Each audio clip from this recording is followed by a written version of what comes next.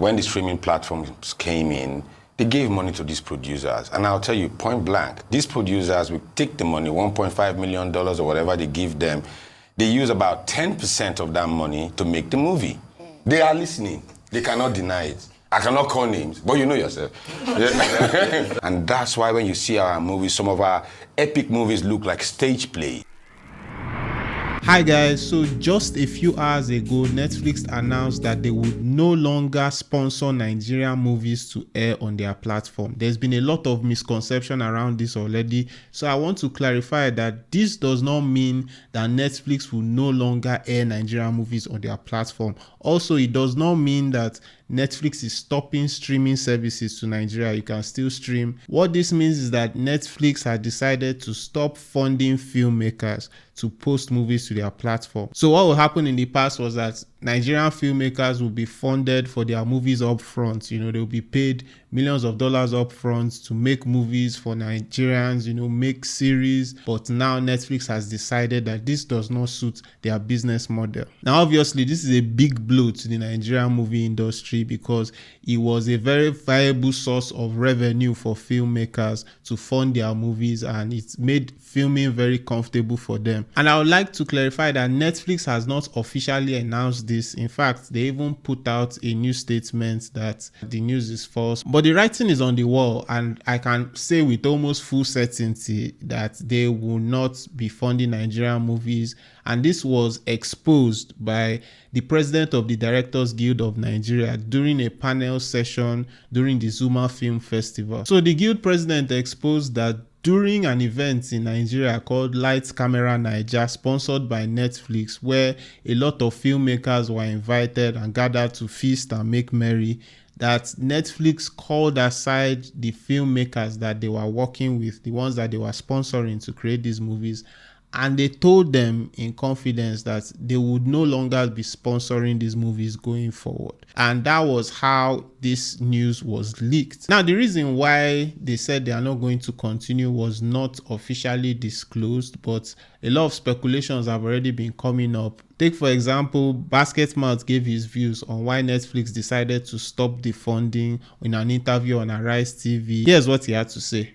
Of the matter is, there was a lot of money in the movie industry. There was a lot of money.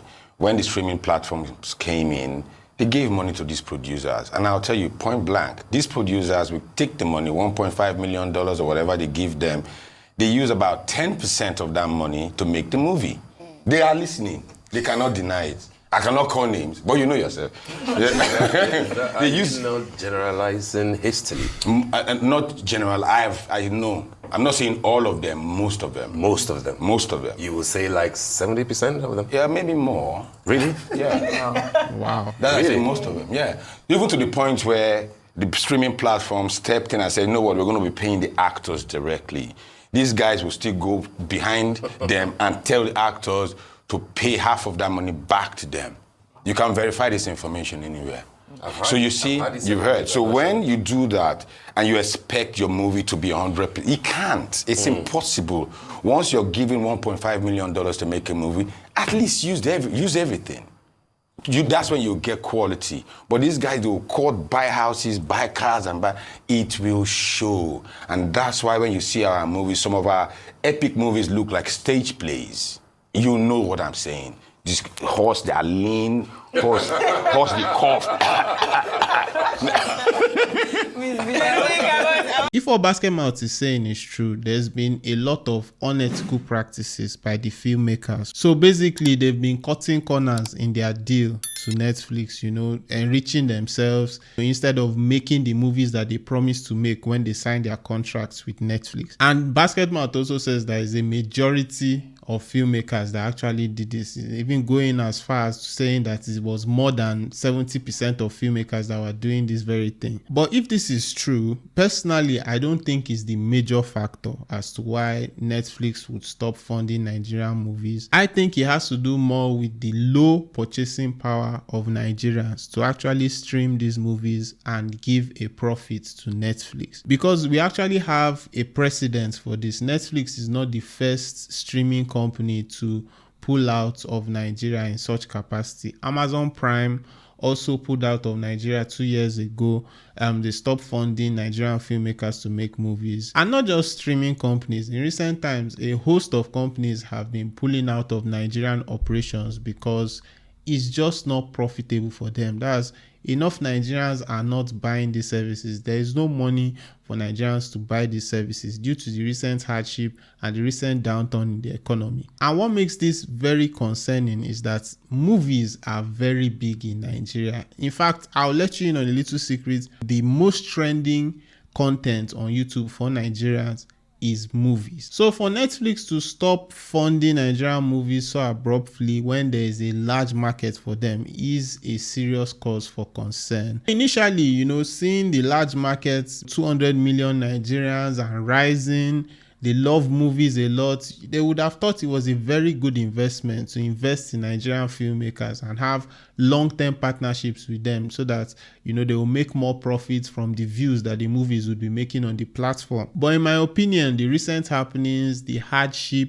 the downturn in the economy, unfavorable business conditions factored into Netflix making this decision. Even another factor is the exchange rate. The exchange rate of the naira has been dropping steadily, and even when these foreign companies make their money, they find it hard to transfer it. The foreign exchange scarcity has led to a lot of companies in the past saying that they cannot even retrieve their money from the economy, the money they make. And I'm talking big companies like airlines have complained in the past. So this is a very, very big blow to the Nigerian movie industry. Prominent filmmaker Kunle Afolayan has said that this is a very big problem, and he has called on the government to fund. Sorry, I just had to laugh. He has called on the government to fund the Nigerian movie industry, saying that the last Nigerian president to actually give grants to the Nigerian movie industry was President Jonathan. I hope he's not expecting any support from the Tinubu administration. Hey, but jokes aside, this is a big blow to Nigerian movie industry, and I sincerely hope that the economic factors that are leading to this are mitigated. Thank you so much for watching. I hope you enjoyed this video. If you did, be sure to like and subscribe and hit that notification bell so that you'll be informed whenever I post a new video. My name is Obi King. I'll see you guys in the next one.